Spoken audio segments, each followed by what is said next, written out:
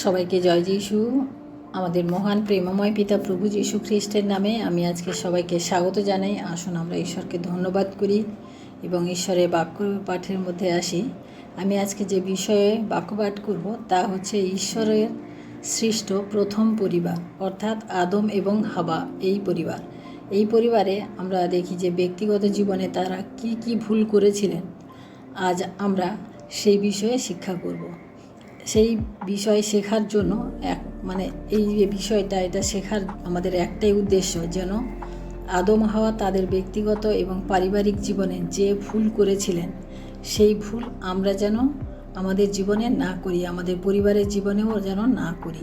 ঈশ্বরের বাক্যে প্রভুর অনেক দাসদাসী, ঈশ্বরের বাক্যে আমরা যখন দেখি যে প্রভুর অনেক দাসদাসী বিষয়ে আমরা দেখতে পাই যে তাদের মধ্যে কিছু মানুষ আছেন যারা ঈশ্বরের পথে চলেছেন এবং ঈশ্বরের আশীর্বাদ পেয়েছেন। আবার কিছু লোক যারা খারাপ কাজ করে পাপে পতিত হয়েছেন, ঈশ্বর থেকে দূরে সরে গেছেন।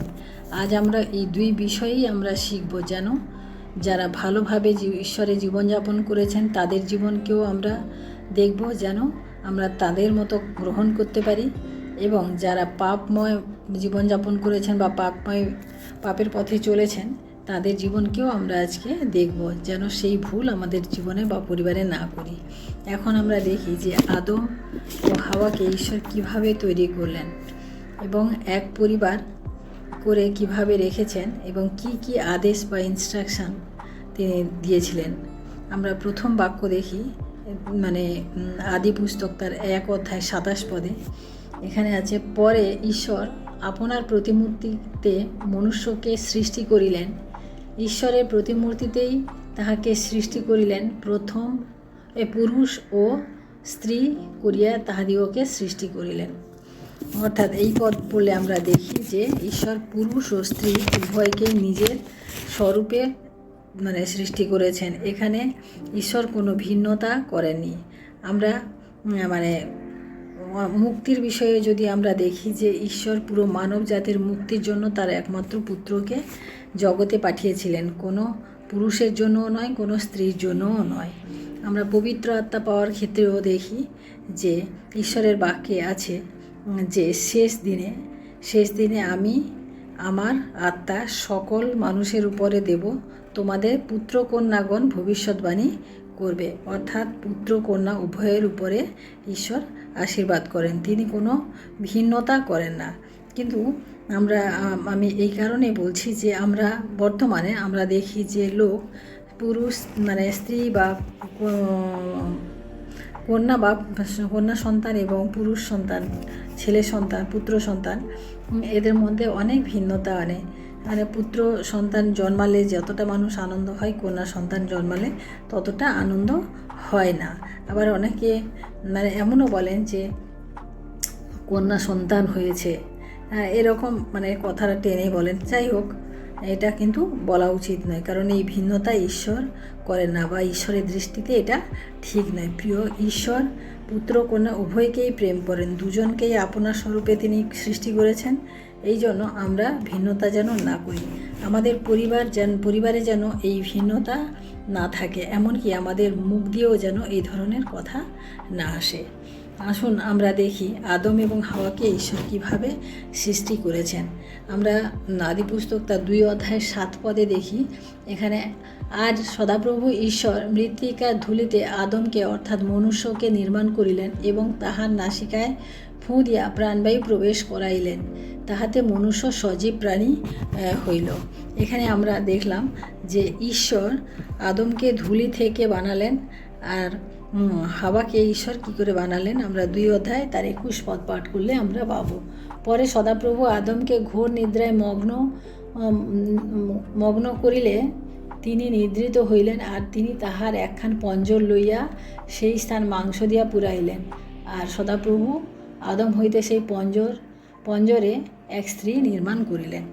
অর্থাৎ আমরা দেখি যে এখানে স্ত্রীকে আদমের পঞ্জর থেকে, অর্থাৎ ঈশ্বর দুজনকেই নিজের স্বরূপে তৈরি করেছেন, কিন্তু দুটো পদ্ধতি আলাদা।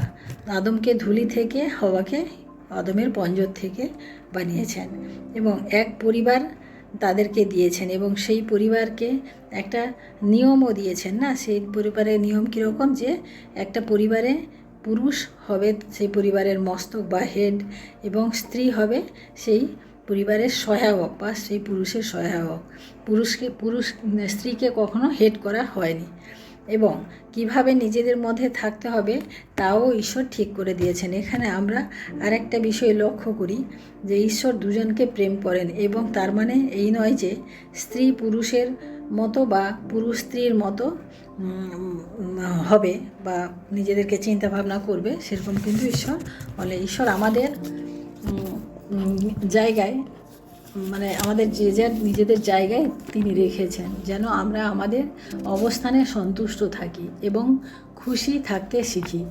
কোনো সময় এই স্ত্রী পুরুষ নিয়ে নিরাশ বা স্ত্রী বা পুরুষ নিয়ে যেন নিরাশ বা হতাশায় না থাকি। এরপর দেখি ঈশ্বর এদেন উদ্যানে আদম এবং হাওয়াকে কি কি ইনস্ট্রাকশন দিলেন সেই বিষয়ে আমরা আদি পুস্তক তার 2 অধ্যায় 15, 16 এবং 17 পদ যখন পাঠ করব তখন পাবো। আমি পাঠ করি আপনাদের জন্য। পরে সদাপ্রভু ঈশ্বর আদমকে লইয়া এদনস্থ উদ্যানের কৃষিকর্ম ও রক্ষার্থে তথায় রাখিলেন।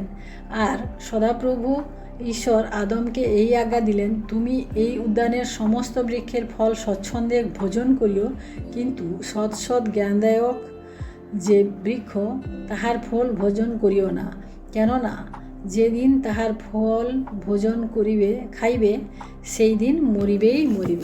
অর্থাৎ ঈশ্বর আদম এবং হাওয়াকে কিছু ইনস্ট্রাকশন দিলেন যে তাদেরকে এই উদ্যানে কেমনভাবে থাকতে হবে। আদম এবং হাওয়ার জীবনে আমরা দেখি যে এরপরে কি কি ভুল হয়েছে তাদের জীবনে আমরা দেখি। 3 অধ্যায় সেটা আমরা দেখতে পাবো। আমরা 3 অধ্যায় 1 পদ যখন পাঠ করি যে সদাপ্রভু ঈশ্বরের নির্মিত ভূচর প্রাণীদের মধ্যে সর্বাপেক্ষা খল ছিল। সে ওই নারীকে কহিল, ঈশ্বর কি বাস্তবিক বলিয়াছেন, তোমরা এই উদ্যানের কোনো বৃক্ষের ফল খাইও না। দেখুন এখানে সর্বপ্রথম যে লাইনটা আমরা পেলাম, শয়তান যে সাপের রূপ নিয়ে হাওয়ার কাছে আসে, সে জিজ্ঞাসা করে এটা কি সত্যি যে ঈশ্বর তোমাদেরকে কোনো বৃক্ষের ফল খেতে বলেননি। সে একটা খুব জোর দিয়ে কথাটা বলছে যে ঈশ্বর কি বাস্তবিক বলিয়াছেন, সত্যিই কি বলিয়াছেন, এই ধরনের একটা জোর দিচ্ছে। অর্থাৎ কি করছে শয়তান এখানে হাওয়ার অন্তরে একটা সন্দেহ বা ডাউট প্রবেশ করাচ্ছে। এখানে আমরা দেখি শয়তান সন্দেহ করতে শেখালো হাওয়াকে এবং সেই সন্দেহ আমরা পরবর্তী দেখি সেই সন্দেহের বশে হাওয়াও তাকে সেটা টপকে গিলে নিল। যেখানে হাওয়ার কাছে পরিষ্কার ইনস্ট্রাকশান ছিল বা আদেশ ছিল, সেখানে হাওয়ার সন্দেহ করার কোনো কারণ ছিল না। কিন্তু শয়তান জানে যে মানুষের মধ্যে যদি সন্দেহ দেওয়া যায় তাহলে মানুষ তা সহজে গ্রহণ করে। এইভাবে শয়তান আমাদের জীবনেও অনেক সন্দেহ নিয়ে আসে। অনেক সময় আমরা প্রার্থনা করি, আবার চিন্তা করি উত্তর পাবো তো, আমরা ঈশ্বরকে ডাকি যে ঈশ্বর আমাকে ভালোবাসেন তো, এই ধরনের নানান সন্দেহ আমরা করি। আমাদের সন্তানদেরকে নিয়েও আমরা অনেক সন্দেহের মধ্যে ভুগি যে আমাদের সন্তান এটা করতে পারবে তো, কিছু করবে তো জীবনে, এই ধরনের নানান রকম সন্দেহ আমাদের জীবনে চলে আসে। এটা কিন্তু আমাদের ঈশ্বর হতে হয় না, এটা কিন্তু শয়তান হতে হয়। কারণ শয়তান সবসময় আমাদেরকে সন্দেহের মধ্যে নিয়ে আসতে হয়। কারণ ঈশ্বর বলেন তোমরা যদি চাও তাহলে আমি তোমাদেরকে দিব। সেই জন্য যখন আমরা প্রার্থনা করি তখন আমাদের সন্দেহ করা উচিত না। কিন্তু শয়তান আমাদের মনকে সন্দেহে ভরে দেয়। যাই হোক, আমরা দেখলাম যে শয়তান হাওয়ার মনে সন্দেহ নিয়ে আসলো। আমরা দ্বিতীয়ত দেখি 2 অধ্যায় যখন 2 পদ পাঠ করি, এখানে আছে নারী সর্পকে কহিলেন, আমরা এই উদ্যানস্থ বৃক্ষ সকলের ফল খাইতে পারি, কেবল উদ্যানের মধ্যস্থানে যে বৃক্ষ আছে তাহার ফলের বিষয়ে তিনি বলিয়াছেন, তোমরা তাহা ভোজন করিও না, স্পর্শও করিও না। কোনো বৃক্ষের ফল খেতে বারণ করেছেন শয়তান। এখানে শয়তান আবারও এখানে হাওয়ার মনে একটা মিথ্যাকে সংযোজন করে। এখানে আমরা দেখি যে বাস্তবিক কি ঈশ্বর বলেছেন যে তোমরা কোনো উদ্যানের ফল খাইও না? অর্থাৎ ঈশ্বর তো এটা বলেননি। ঈশ্বর বলেছেন সব বৃক্ষের ফল খাবে, কিন্তু একটা বৃক্ষের ফল খাবে না। এখানে শয়তান সেই সন্দেহ থেকে একটা মিথ্যা প্রবেশ করালো যে কোনো বৃক্ষের ফল খাবে না, কোনো বৃক্ষের ফল খাবে না। সেটা কি ঈশ্বর বলেছেন? এরকম একটা প্রশ্ন করেছেন। তাই আমরা দেখি যে এখানে হাওয়ার মনেও একটা মিথ্যাকে প্রবেশ করা, আর সেই মিথ্যা হাওয়াও নিজেও বলে যে এখানে ঈশ্বর কি বলেছেন। আমরা 4 পদে যখন দেখি, 3 পদের শেষের দিকে যখন দেখি যে তোমরা ভোজন করিও না, স্পর্শও করিও না, কিন্তু করিও না, করিলে মরিবে। অর্থাৎ ঈশ্বর শুধু বলেছিলেন ভোজন করিও না, স্পর্শ করার কথা ঈশ্বর বলেননি। কিন্তু হাওয়া এখানে কি করলো? ঈশ্বরের বাক্যের সঙ্গে আরও একটা কিছু সংযোজন করলো। হ্যাঁ, আমরা যদি আমরা যদি হিতোপদেশ তার 30 অধ্যায় 6 পদে দেখি, এখানে ঈশ্বরের বাক্য আমাদেরকে বলে, তাহার বাক্যকলাপে কিছু যোগ করিও না, পাছে তিনি তোমার দোষ ব্যক্ত করেন আর তুমি মিথ্যাবাদী প্রতিপন্ন হও। এখানে হাওয়ার মিথ্যাবাদী প্রতিপন্ন হলো, কারণ ঈশ্বরের বাক্যে সে সংযোজন করলো, কিছু একটা সংযোজন করলো। সে কি বললো? স্পর্শও করিও না। আমরা আর একটি বাক্য দেখি, আর একটি বাইবেল পদ দেখি, 2 বিবরণ তার 4 অধ্যায় 2 পদে দেখি। এখানে বলে, আমি তোমাদিগকে যাহা আজ্ঞা করি সেই বাক্যে তোমরা আর কিছু যোগ করিবে না এবং তাহার কিছু হ্রাস করিবে না। আমি তোমাদিগকে যাহা যাহা আদেশ করিতেছি, তোমাদের ঈশ্বর সদাপ্রভু প্রভুর সেই সকল আজ্ঞা পালন করিবে। অর্থাৎ ঈশ্বর হাওয়াকে আদমকে বলেছিলেন যে তোমরা এই বৃক্ষের ফল খেও না, খেলে মরবে।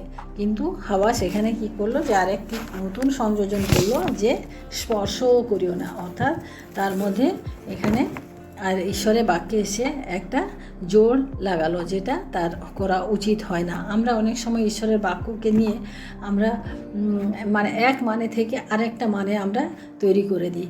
এইভাবে ঈশ্বর বলেছেন, এইভাবে আমরা অনেক সময় এরকম করে বলি, কিন্তু সেটা উচিত না, কারণ ঈশ্বরের বাক্যই থাকে।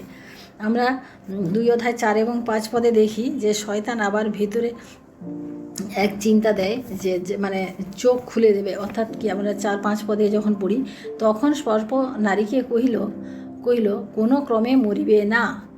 খুব জোর দিয়ে ঈশ্বর বলেছিলেন মরবে, আর সর্প বলছে মরবে না। এটা পুরো মিথ্যে কথা সে জোর দিয়ে বলল। কেননা ঈশ্বর জানেন যেদিন তোমরা তাহা খাইবে সেই দিন তোমাদের চক্ষু খুলিয়া যাইবে, আর তোমরা ঈশ্বরের সদৃশ্য হইয়া সৎ জ্ঞানপ্রাপ্ত হইবে।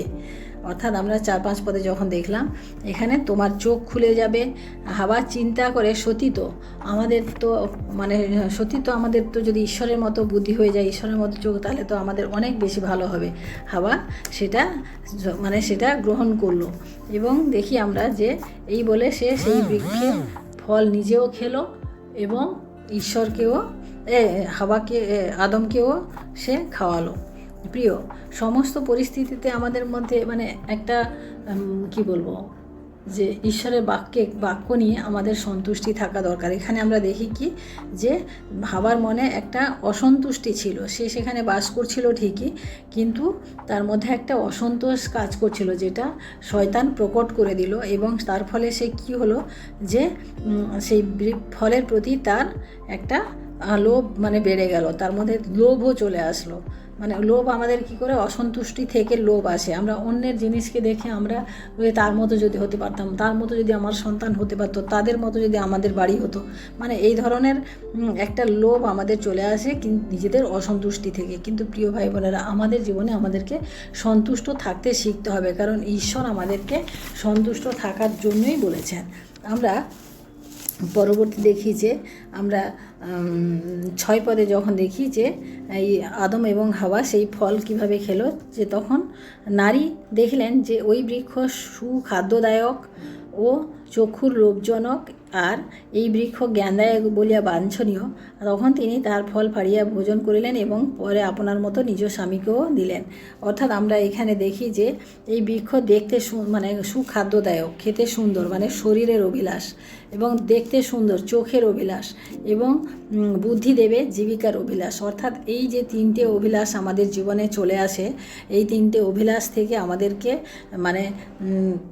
মানে ইন্দ্রিয় দমন যেটাকে বলে, সেটাকে আমাদেরকে দমন করা উচিত ছিল, মানে হাওয়াকে দমন করা উচিত ছিল, কিন্তু সে দমন করতে পারেনি। তার জন্য সে কী করলো, ফল পারলো এবং নিজে খেলো এবং স্বামীকে খাওয়ালো, এবং আমরা দেখি যে তারা পাপে পতিত হলো। এইভাবে আমরা দেখি যে ঈশ্বর, প্রভু যিশুর জীবনেও তিনটি পরীক্ষা এসেছিল, এই তিনটি পরীক্ষাই এসেছিল, কিন্তু প্রভু যিশু ঈশ্বরের বাক্যের দ্বারা শয়তানকে নিয়ত পরাস্ত করেছিলেন এবং তিনি সেখান থেকে তিনি বেরিয়ে এসেছিলেন। আমরা দেখি যে আদমও ভুল করেছিল। আদমের ভুল কী ছিল? আদমের বলা উচিত ছিল যে না, ঈশ্বর এটা খেতে বারণ করেছে, আমরা খাবো না, কিন্তু আদম সেটা করেনি, তার স্ত্রী বলেছে তাই সে খেয়েছে। প্রিয় ভাই বোনেরা, আমরা এইভাবে আমরা ঈশ্বরের বাক্যকে কখনো যেন এভাবে চাপা না দিয়ে দিই যে ঈশ্বর যেটা বলেছেন আমাদের যেন সেই কথাটা আমাদের সঠিকভাবে মানতে হবে। এই মানে আজকে যে বাক্যগুলো পাঠ করলাম, এই সমস্ত ভুলগুলো আমরা প্রতিনিয়ত আমাদের জীবনে করে থাকি। তাই আমরা আদম হাওয়ার জীবন থেকে যে আজকে শিক্ষা করলাম যে তাদের জীবনে যে এই ছোট ছোট ভুল, আমরা অনেক সময় বলি না যে হ্যাঁ ওই লোকটা তো ও তো করছে, ও করছে, কিছু হচ্ছে না, আমি কেন, মানে আমরা অন্যকে দেখে কম্পেয়ার করি, কিন্তু ঈশ্বর আমাদেরকে কোনো কম্পেয়ার করতে বলেনি। ঈশ্বর আমাদেরকে যেখানে যেভাবে যে পরিস্থিতিতে রেখেছেন, আমাদের সেখানে সেভাবে সন্তুষ্ট থাকা খুবই দরকার। সেই জন্য আমরা আজ থেকে শিক্ষা করি যে আমরা আমাদের পরিস্থিতিতে সবসময় সন্তুষ্ট থাকব এবং ঈশ্বরের বাক্যের উপরে আমরা লক্ষ্য রাখবো। আমরা এখানে যা যা শিখলাম যে আদম আবার হাওয়ার জীবন থেকে যে যে ভুল হলো, তাদের জীবনে কী হয়েছিল? সন্দেহ ঢুকেছিল, মিথ্যা এসেছিল এবং লোভ এসেছিল, মানে অসন্তুষ্টি এসেছিল এবং ঈশ্বরের বাক্যে তারা কিছু যোগ করেছিল, এবং যে তিনটে অভিলাষ আছে সেই অভিলাষ তিনটে তারা দমন করতে পারেনি। তাই প্রিয় ভাই বোনেরা, আজকে আসুন আমরা প্রার্থনা করি এবং ঈশ্বরকে ধন্যবাদ দিই যে এত সুন্দর বাক্য আমরা আজকে শিক্ষা করতে পারলাম। তাই ঈশ্বরকে ধন্যবাদ করি। Hallelujah, hallelujah. ধন্যবাদ করি প্রভু, তোমার মহানামে ধন্যবাদ প্রশংসা করি আজকের এই সুন্দর সময়, সুন্দর বাক্যের মধ্য দিয়ে প্রভু তুমি আমাদের প্রত্যেককে আশীর্বাদ করো এবং প্রত্যেকের জীবনে প্রভু তুমি এই বাক্যকে ফলপ্রসূ হতে তুমি সাহায্য করো, আশীর্বাদ করো। প্রত্যেকে যেন তোমার বাক্যে স্থির থাকতে পারে প্রভু, শয়তানের কোনো প্রলোভনে যেন পা না দেয় প্রভু। আমরা ধন্যবাদ করি আজকের এই সময়, আরেকটিবার তোমার অনুপস্থিতি আমাদের জীবনে আমরা কামনা করি। ধন্যবাদ, মহিমা, গৌরব, প্রশংসা তোমাকে দিয়ে এই বিনতি প্রার্থনা চাই আমাদের মুক্তিদাতা ত্রাণকর্তা প্রভু যীশু খ্রিস্ট তোমারই নামে, আমেন। সবাইকে জয় যীশু। সবাই ভালো থাকবেন, সুস্থ থাকবেন। জয় যীশু।